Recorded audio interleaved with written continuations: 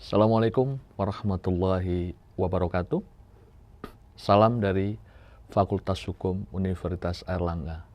Ketemu lagi dengan saya, Muhammad Saiful Aris. Saya dosen di Fakultas Hukum UNER yang mengampu mata kuliah salah satunya adalah Hukum Pemilu. Nah, pada sesi ini, saudara-saudara sekalian, teman-teman sekalian yang berbahagia, saya beralih pada satu topik yang sangat menarik juga, yaitu berkaitan dengan pemilihan kepala daerah. Orang nyebutnya pilkada, ada yang menyebutnya pemilu kada.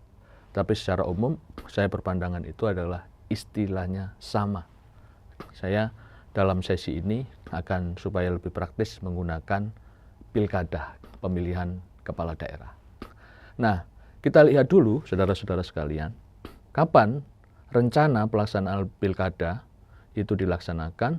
Sampai sekarang menurut undang-undang itu akan dilaksanakan pada November tahun 2024. Tetapi beberapa penyelenggara dan pemerintah itu menyampaikan bahwa proses atau waktu pemungutan suara untuk penyelenggaraan pilkada ini akan diajukan. Tapi sampai sekarang di ketentuan konstitusi, sampai sekarang ketentuan di dalam undang-undang itu mengaturnya pelaksanaan pilkada akan dilaksanakan pada bulan November tahun 2024. Nah, sekarang kita lihat bagaimana pengaturan, apa sih perbedaan pengaturan pemilihan umum dan pemilihan kepala daerah. Karena secara prinsip dasar hukum yang ada di dalam konstitusi itu beda. Pemilihan umum tadi yang sudah saya sebutkan berkaitan dengan pemilu untuk memilih 5 kotak suara itu berbeda, diaturnya tersendiri dengan pemilihan kepala daerah. Kepala daerah itu apa? Kepala daerah itu adalah gubernur, kemudian wali kota, bupati. Itu pengaturannya beda. Kalau pemilihan umum yang untuk memilih DPR, kemudian untuk memilih presiden, wakil presiden, kemudian untuk memilih DPD, DPRD provinsi, DPRD kabupaten kota, itu pengaturannya ada di dalam pasal 22E konstitusi kita. Tapi untuk pilkada itu diaturnya di dalam pasal 18 ayat 4. Bagaimana ketentuan dalam pasal ini? Saya sebutkan bahwa gubernur, bupati, dan wali kota masing-masing sebagai kepala pemerintahan daerah provinsi, kabupaten, dan kota dipilih secara demokratis. Jadi kalau kita lihat kata-kata di dalam konstitusi itu dipilih secara demokratis. Apa sih makna dipilih secara demokratis? Itu beda dengan apa yang diatur di dalam pasal 22E ayat 1 yang menyebutkan pemilihan umum dilaksanakan secara langsung, umum, bebas, rahasia, jujur, dan adil. Tapi kalau di dalam pasal 18 ayat 4 tadi, yang sudah saya sampaikan tadi, dipilih secara demokratis. Nah, kata demokratis ini dimaknai bisa secara langsung dan tidak secara langsung. Artinya apa? Untuk pemilu kepala daerah itu tergantung dari konteks situasi pada saat penyelenggaraan itu. Nah, kalau pemilu tidak ada pilihan lain, selama konstitusi kita belum diamandemen, harus langsung dipilih oleh rakyat. Nah, untuk pemilu gubernur, bupati, dan wali kota, itu dasarnya tadi berbeda. Nah, bagaimana sejarahnya dalam penyelenggaraan pelaksanaan pemilihan kepala daerah di Indonesia? Dalam pelaksanaan penyelenggaraan pemilihan kepala daerah di Indonesia, sudah pernah dilakukan dengan 3 cara yang berbeda. Nah, akan saya sebutkan satu persatu sejak Indonesia berdiri. cara yang pertama digunakan untuk melakukan pemilihan kepala daerah, periode pertama adalah dengan cara tidak dipilih langsung oleh rakyat, tapi dengan cara penunjukan. Nah, ini dasar hukumnya dulu apa? Dasar hukumnya salah satunya adalah, yang pertama adalah Undang-Undang Nomor 1 Tahun 1945. Ini dasar pemilihan kepala daerah yang pertama. Mungkin kita semua lupa karena tahun sudah sangat lama. Nah, di dalam undang-undang ini, tata cara pemilihan kepala daerah adalah dengan cara penunjukan. Nah, secara teknisnya bagaimana? Itu untuk gubernur itu diangkat oleh presiden. Berdasarkan apa? Berdasarkan usulan dari DPRD provinsi. Kemudian berikutnya, bagaimana untuk bupati atau wali kota? Siapa yang menunjuk atau yang mengangkat? Yang menunjuk atau yang mengangkat adalah Menteri Dalam Negeri pada saat itu. Berdasarkan apa? Berdasarkan usulan dari DPRD kabupaten atau kota. Nah, itu adalah tata cara yang pertama pernah digunakan di Indonesia, yaitu dengan cara penunjukan. Nah, berikutnya, tata cara pengangkatan kepala daerah yang kedua yang pernah digunakan di Indonesia adalah dengan cara melalui pemilihan perwakilan. Jadi bukan rakyat memilih kepala daerah, tapi perwakilan. Nah, itu dasar hukumnya di mana? Dasar hukumnya adalah dulu di Undang-Undang Nomor 22 Tahun 1999. Pada saat itu setelah era reformasi ada kehendak untuk melakukan perubahan kepala daerah, tidak cukup hanya ditunjuk, tapi harus dipilih melalui perwakilan. Nah, tata caranya bagaimana? Jadi kalau kita lihat tata cara pemilihan perwakilan, saudara, untuk seorang gubernur itu dipilih oleh anggota DPRD provinsi. Nah, kemudian untuk pemilihan bupati dan wali kota itu dipilih oleh anggota DPRD kabupaten kota. Dulu tata caranya demikian. Seiring bergilirnya waktu, bahwa masyarakat dalam era sekarang, karena era keterbukaan, semua orang bisa melihat bahwa seorang kepala daerah, bupati, wali kota, itu tidak bisa sepenuhnya dipilih hanya oleh anggota DPRD. Karena di situ dianggap disinilah potensi masalah. Dan dianggap di dalam proses pemilihan itu diduga ada transaksi politik yang dikritik oleh masyarakat. Sehingga kemudian gagasan sejak lahirnya Undang-Undang 32 tahun 2004 itu merubah semua tata cara pemilihan kepala daerah. Nah, sekarang yang digunakan sampai hari ini adalah pemilihan kepala daerah secara langsung.